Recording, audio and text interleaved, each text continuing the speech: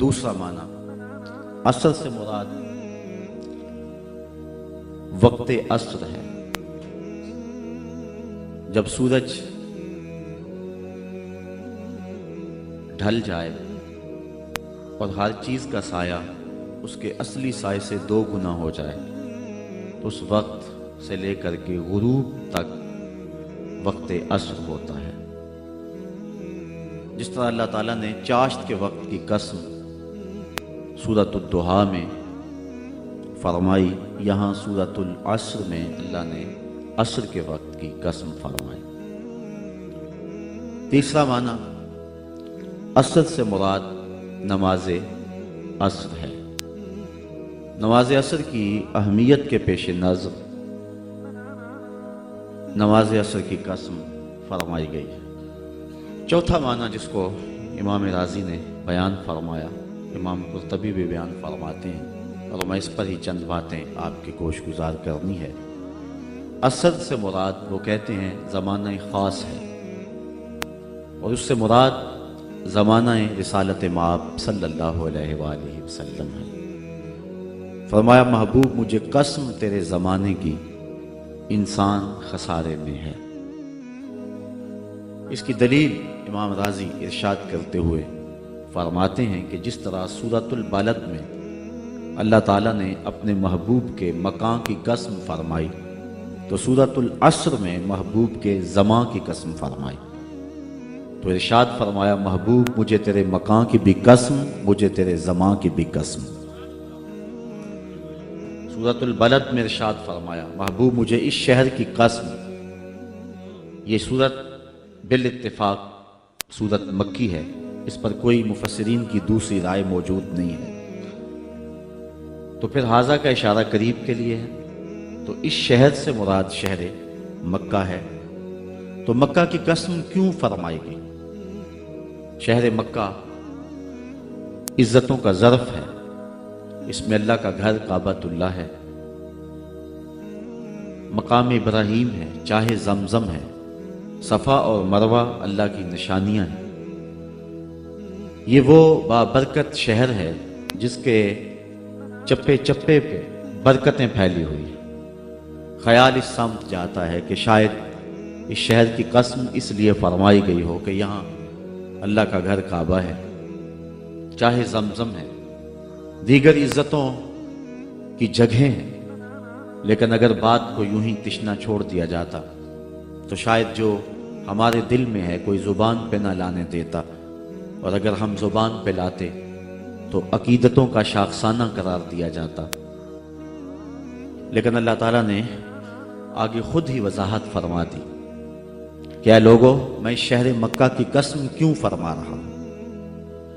عزتوں کی جگہیں اپنی جگہ پہ، لیکن اس شہر کی قسم اس لیے فرما رہا ہوں وَأَنْتَ حِلٌّ بِهَذَا الْبَلَدِ، محبوب اس شہر کی گلیوں میں تو چلتا رہا ہے، اس شہر کی ہواؤں نے تیری سانسوں کو چوما ہوا ہے، اس لیے میں اس شہر کی قسم فرما رہا ہوں۔ علماء کے مابین اس میں اختلاف ہے کہ مکہ افضل ہے یا مدینہ افضل۔ بعض نے کہا مکہ افضل، دلائل دیے، بعض نے کہا مدینہ افضل، اس پہ دلائل دیے۔ لیکن ایک شخص کی بات مجھے بڑی پسند آئی۔ ایک محقق کہتا ہے کہ جب حضور مکے میں تھے تو مکہ افضل تھا، جب مدینے میں آ گئے تو مدینہ افضل ہو گیا۔ یہ سارا مجد و شرف حضور کے دم سے، جہاں جہاں وہ گزرتے گئے شرف پھیلتا گیا۔ اور اگر میں نشور وحدی کا لہجہ ادھار لے لوں تو اس نے کہا تھا کہ چند لمحوں کے لیے ٹھہرے تھے تم جس پیڑ کے نیچے، سنا ہے آج تک اس پیڑ کا سایہ مہکتا ہے۔ اور ظہوری کا انداز سادہ ہے لیکن ہے 2 قدم آگے۔ وہ کہتا ہے مکے کی ہواؤں میں، طیبہ کی فضاؤں میں ہم نے تو جدھر دیکھا سرکار نظر آئے۔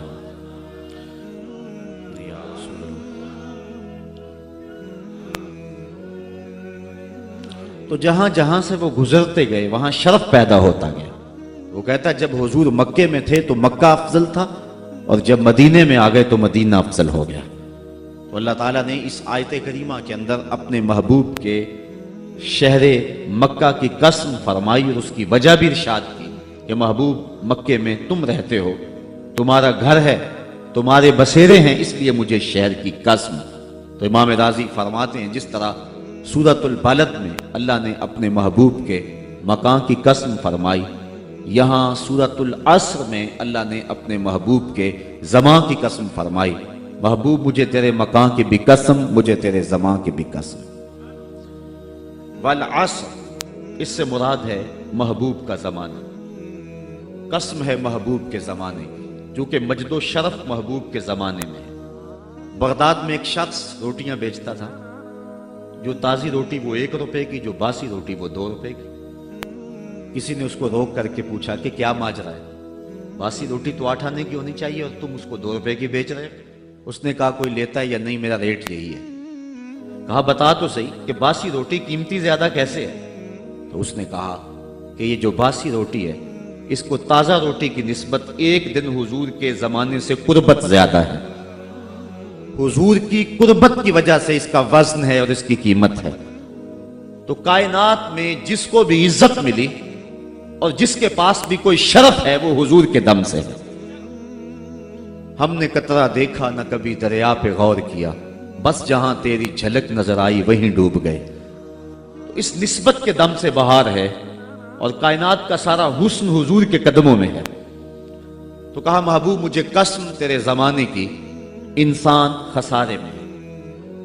اب انسان تو خسارہ ماننے کو تیار نہیں ہے، وہ کہتا میں تو خسارے میں نہیں ہوں، میں تو ہواؤں کے دوش پہ اڑتا ہوں، میں تو کائنات کو نخچیر بنایا ہوا ہے، زمانہ میرا باج گزار ہے، ستاروں پہ کمندے میں ڈال چکا ہوں، میں اپنی زندگی کو آسائشوں سے بھر لیا ہوا ہے، کہاں وہ گھاس پھوس کے جھونپڑے اور کہاں عالی نصب کوٹھیاں، کہاں کھانے کے لیے نان شبینہ بھی میسر نہیں تھا، اور کہاں اتنے کھانے کہ انتخاب مشکل ہو جاتا ہے، کہاں پیوند لگے ہوئے کپڑے اور کہاں اتنے لباس ہیں کہ بدلنے کی باری نہیں آتی ہے۔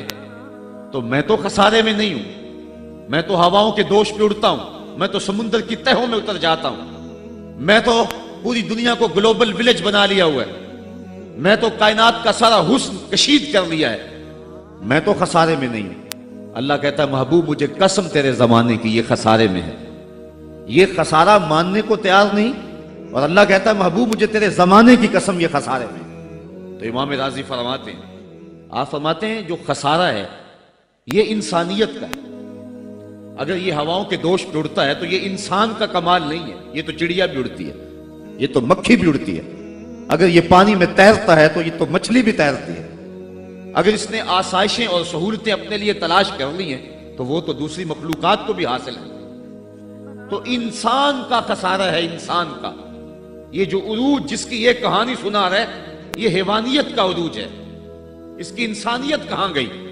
ہواؤں کے دوش پہ تو اڑتا ہے لیکن من کی دنیا سے تو ناآشنا ہے، یہ ستاروں پہ کمندے تو ڈال رہا ہے، ہمسائے کی تو خبر نہیں سے کو، یہ دنیا کے اوپر بڑا باخبر شخص ہے لیکن اسے جو ہے وہ اپنے من کی خبر بھی نہیں ہے۔ ہمارا نرم رو قاصد پیام زندگی لایا، خبر دیتی تھی جن کو بجلیاں وہ بے خبر نکلے، یہ تو من سے ناآشنا ہے، کہاں گئی اس کی انسانیت؟ یہ ہواؤں میں اڑتا ہے، اگر چاند کی چھاتی پہ قدم رکھ چکا ہے وہاں سے خاک لا کے دکھاتا پھرتا ہے کہ یہ میں نے جو چاند سے خاک جو ہے وہ اکٹھی کی تھی اور یہ دیکھو میں تمہارے سامنے رکھ رہا ہوں۔ تو زمین پہ پہلے تھوڑا بوجھ تھا کہ اور خاک لے آیا، انسانیت کو اس کا کیا فائدہ ہوا؟ یہ انسانیت کا عروج نہیں ہے، انسان تو خسارے میں ہے، انسانیت تو ڈوب رہی ہے۔ گھر کی آگ بجھی تو کچھ سامان بچا تھا جلنے سے، سو وہ بھی ان کے ہاتھ لگا جو آگ بجھانے آئے تھے۔ اس کی انسانیت کہاں گئی؟ یہ بھائی ہو کے بھائی کا گلا نہیں کاٹ رہا، کہاں گئی اس کی انسانیت؟ کہا محبوب مجھے قسم ہے تیرے زمانے کی، یہ خسارے میں ہے۔